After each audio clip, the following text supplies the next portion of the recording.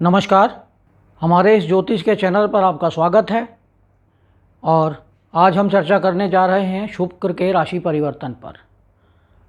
शुक्र जो 7 जुलाई 2023 को अपनी राशि परिवर्तन करके सिंह राशि में प्रवेश कर चुके हैं और मंगल के साथ युति में है और शनि से दृष्ट हैं, साथ में बृहस्पति से भी दृष्ट हैं।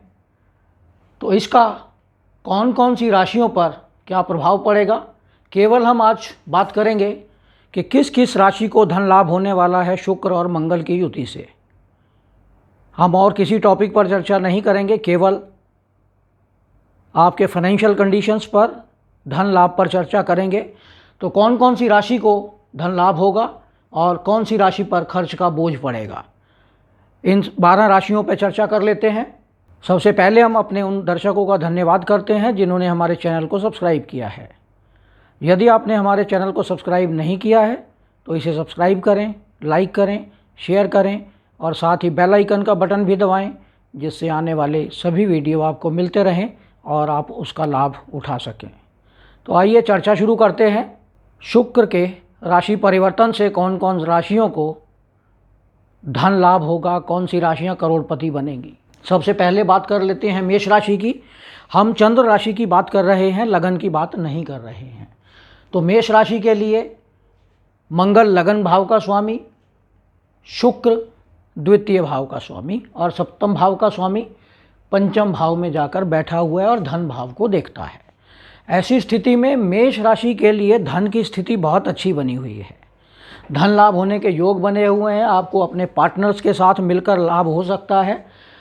आप अपने स्पाउस के साथ अगर बिजनेस करते हैं तो उसमें अधिक लाभ होने की संभावना है, या आपका जो बिजनेस पार्टनर है, अगर आप कहीं बिजनेस के अंदर हैं और पार्टनरशिप में हैं और अगर आपका पार्टनर अपोजिट सेक्स का है, जैसे आप मेल हैं और आपका पार्टनर फीमेल है, तो आपको अधिक लाभ हो सकता है। तो मेष राशि के लिए बहुत अच्छा योग बना हुआ है धन लाभ का। अब हम बात कर लेते हैं वृष राशि की। वृष राशि के लिए शुक्र लगन का स्वामी, मंगल सप्तम भाव का स्वामी, फिर वही लग्नेश और सप्तमेश चतुर्थ भाव में केंद्र त्रिकोण का योग बना हुआ है, बहुत अच्छा। और यहाँ बैठकर सप्तमेश मंगल फिर लाभ स्थान को देखता है, व्यवसाय स्थान को देखता है, सप्तम भाव को देखता है जो आपके दशम से दशम भाव है। ऐसी स्थिति में वृष राशि के लिए भी बहुत अच्छा धन योग की स्थिति बनी हुई है। बहुत अच्छा धन योग मिल सकता है, धन लाभ मिल सकता है। अब हम बात कर लेते हैं मिथुन राशि की। तो मिथुन राशि के लिए मंगल एकादश भाव का स्वामी है और शुक्र पंचम भाव का स्वामी है। बहुत अच्छी स्थिति है।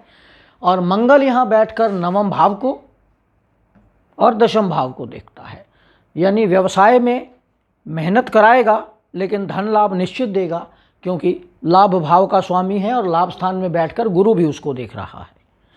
तो मिथुन राशि के लिए भी लाभ की स्थिति बनी हुई है, धन लाभ बहुत अच्छा बनता है। लग्नेश लगन में है तो बहुत अच्छी स्थिति है धन लाभ की पूरा महीना 31 जुलाई तक के लिए। तो अब हम आगे बात कर लेते हैं कर्क राशि के लिए। कर्क राशि के लिए मंगल योग कारक ग्रह होता है, यानी एक त्रिकोण और एक केंद्र का स्वामी। मंगल दशमेश, पंचमेश और शुक्र चतुर्थेश और एकादशेश होकर धन भाव में, यानी लाभ स्थान का स्वामी धन भाव के अंदर। कर्क राशि के लिए तो पांचों उंगलियां घी में और सड़ कढ़ाई में, चारों तरफ से धन लाभ की स्थिति बनती हुई दिखती है। चतुर्थ भाव से प्रॉपर्टी का योग बनता है, दशम भाव से व्यवसाय का योग बनता है, एकादश भाव से धन लाभ की स्थिति बनती है और पंचम भाव से ज्ञान का भाव बनता है। तो कर्क राशि के लिए तो बहुत ही अच्छा योग बना हुआ है 31 जुलाई तक के लिए, बहुत सुंदर योग है यह। अब हम बात कर लेते हैं सिंह राशि की। तो सिंह राशि के लिए भी मंगल योग कारक ग्रह है, चतुर्थेश और नवमेश भाग्य स्थान का स्वामी और चतुर्थ भाव का स्वामी, यानी एक केंद्र और एक त्रिकोण, और शुक्र दशम भाव का, और तृतीय भाव का स्वामी आपको अपने पराक्रम से धन लाभ होने की पूरी संभावना बनी हुई है। आप अपने जीवन साथी के साथ या उनकी सलाह लेकर धन लाभ कमा सकते हैं।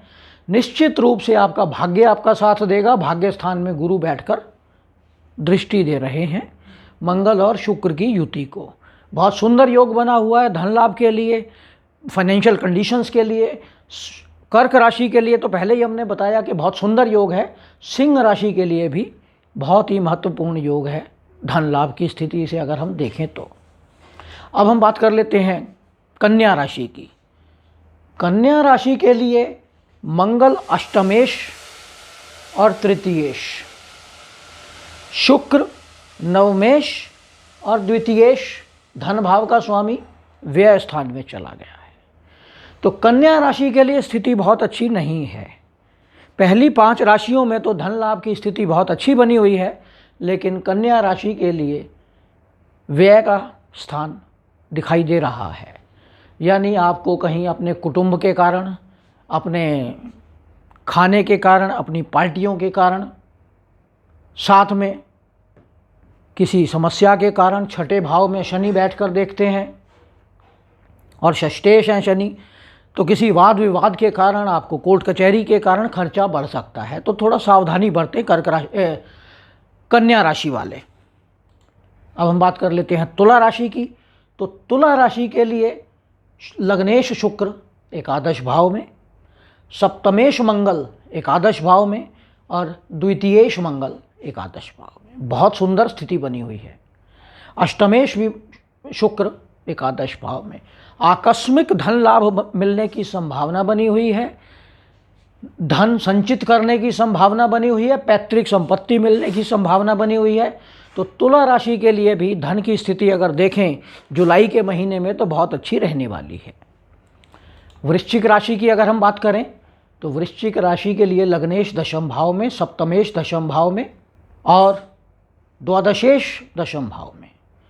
कहीं फॉरेन कंट्री से लाभ मिल सकता है आपको, विदेश से आपको व्यवसाय के थ्रू लाभ मिल सकता है। षष्ठ भाव में गुरु बैठकर देखते हैं।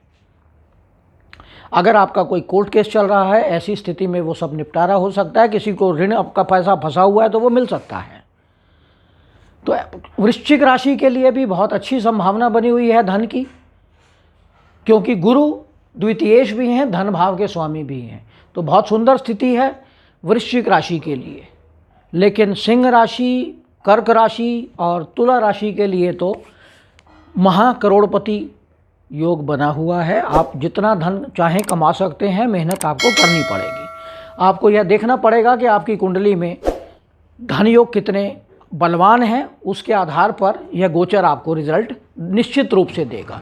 साथ ही आपको अपनी दशाएं भी देखनी पड़ेंगी। अब हम बात कर लेते हैं धनु राशि की। तो धनु राशि के लिए मंगल पंचमेश, द्वादशेश, शुक्र एकादश भाव के स्वामी हैं, नवम भाव में। आपका भाग्य आपका साथ देगा। मेहनत आपको करनी पड़ेगी क्योंकि शनि देखता है। मेहनत करने के कारण आपको धन प्राप्ति का योग अच्छा बनता है।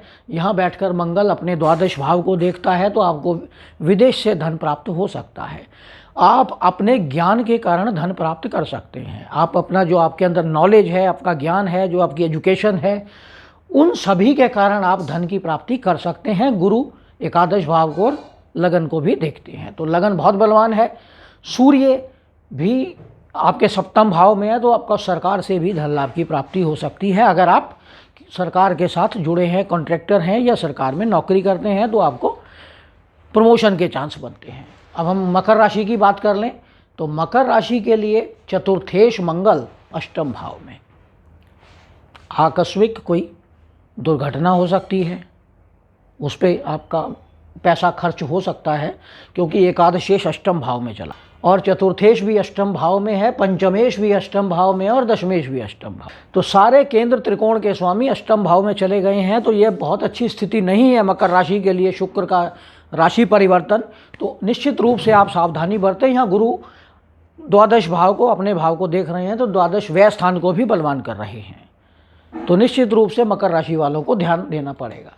अगर हम कुंभ राशि की बात करें तो कुंभ राशि का लग्नेश लगन में, नवमेश सप्तम भाव में और चतुर्थेश भी सप्तम भाव में। तो केंद्र और त्रिकोण का स्वामी सप्तम भाव में बैठकर लगन को देखता है। अच्छा धन योग बना हुआ है। एकादश भाव का स्वामी, एकादश गुरु जो है वो एकादश भाव को देखता है और एकादश भाव का स्वामी मंगल और शुक्र को भी देखता है। तो निश्चित रूप से आपको प्रॉपर्टी का लाभ हो सकता है, व्यवसाय में लाभ हो सकता है, आपको अपने पार्टनर्स के साथ काम करके लाभ मिल सकता है। अगर आप अपने जीवन साथी के साथ पार्टनरशिप में हैं तो तब भी आपको लाभ मिल सकता है। बहुत सुंदर स्थिति बनी हुई है। सूर्य एकादश भाव को देखता है तो आपको सरकार से लाभ मिलने की संभावना बनी हुई है। बहुत सुंदर योग है कुंभ राशि के लिए। अब हम बात कर लेते हैं मीन राशि की। मीन राशि के लिए मंगल द्वितीय भाव का स्वामी होकर छठे भाव, नवम भाव का स्वामी होकर छठे भाव में और शुक्र तृतीय भाव का स्वामी और अष्टम भाव का स्वामी होकर छठे भाव में। तो मीन राशि के लिए भी बहुत सुंदर स्थिति नहीं है। एकादश में शनि बैठा है। एकादशेश शनि छठे भाव को देखता है जहां मंगल और शुक्र की युति बनी हुई है। नवमेश छठे भाव में चला गया है, यानी भाग्य साथ नहीं दे रहा है। ऐसी स्थिति में कुटुंब भाव का स्वामी और धन भाव का स्वामी भी छठे भाव में। कोई ना कोई कोर्ट केस में, कुछ कचहरी में, कुछ आपके कुटुंब में कलह हो सकती है जो कोर्ट कचहरी तक जा सकती है। थोड़ी सावधानी बरत के चलें। तो यह था शुक्र राशि परिवर्तन का 12 राशियों में विश्लेषण कि कौन सी राशि को कितना धन लाभ होगा। केवल हमने आज धन पे बात की है, आपको कितना फाइनेंशियल गेन मिलने की संभावना बनी हुई है शुक्र के राशि परिवर्तन से इस जुलाई के महीने में। तो अगर आपको धन लाभ नहीं बताया गया है तो निश्चित रूप से आप सावधानी बरतें, पैसे व्यय के ऊपर ध्यान दें, ऋण देने की कोशिश ना करें, ऋण ना लें ना दें और अपने पैसे के खर्चे पर ध्यान रखें। तो यह विश्लेषण आपको कैसा लगा इस पर कमेंट अवश्य करें। यदि आपने हमारे चैनल को सब्सक्राइब नहीं किया है तो इसे सब्सक्राइब करें, लाइक करें, शेयर करें, साथ ही बेल आइकन का बटन भी दबाएं जिससे आने वाले सभी वीडियो आपको मिलते रहें। धन्यवाद।